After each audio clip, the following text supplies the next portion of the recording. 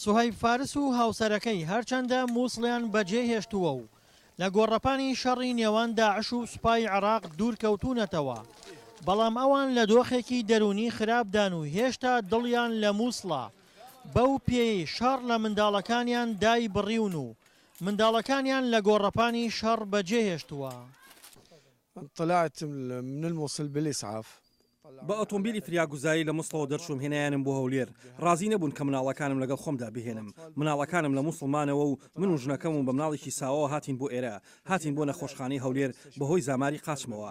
دواتر گوازرامەوە بۆ سلێمانی و لەوێ دکتۆر نەشتەگەری بۆ کردم و ئێستا مناڵەکانم لەوێن و منیش لێرەم. سوهەیب لە کاتی هەڵاتندا بریندار بووە و توانای ڕێکردنی نییە، بەڵام ئەو خۆی لەبیر کردووە و لەگەڵ هاوسەرەکەیدا هەمیشە بە تەلەفۆن بە دوای چارەنووسی منداڵە بە جەماوەکانیدا دەگەڕێن. بنتين ولد بالموصل. دوو کچ و کوڕێکم لە مووسڵن. ئێمە لێرە سەرمان لێ شێواوە و مناڵەکانیشم لەوێ سەریان لێ شێواوە. نە ئاو هەیە نە غاز هەیە، هیچ نییە. وا بۆ 20 ڕۆژ دەچێت لێرەین. ڕۆژێک پەیوەندیمان پێوە دەکەن بەڵام کەس دیار نییە. دەبڕۆ ئەو شتانە بهێنە، کەس ئەو شتانە ناهێنێت. پەیوەندیان پێوە دەکەین وەڵام نییە.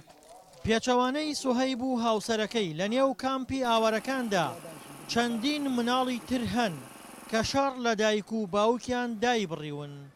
هذا الكم يوجد في عوائل نزحت. کۆمەڵە خێزان لێرن کە ئاوارەبوون و مناڵەکانیان بەجێهێشتووە. ئێستا خێزانێک لێرن کە 3 منداڵیان هەیە و لەوێ بەجیان هێشتووە، خۆیان بەتەنها هاتون. هەروە خێزانی واش هەن. بۆ نمونە خێزانێک بەبێ منداڵ و مێردەکەی بەهۆی بردمانی فڕۆکەکانەوە لێرن. بەپێی ئامارێکی وەزارەتی کۆچ و کۆچبەرانی عێراق 167,000 کەس بەهۆی شەڕەوە ئاوارە بوون و نزیکەی ملیۆنێک کەسیش لە سنووری دەسەڵاتی داعش ماونەتەوە و لە دۆخێکی مرۆیی خراپدان. دڵشاد ئەنوەر، دەنگی ئەمریکا، پارێزگای کەرکووک.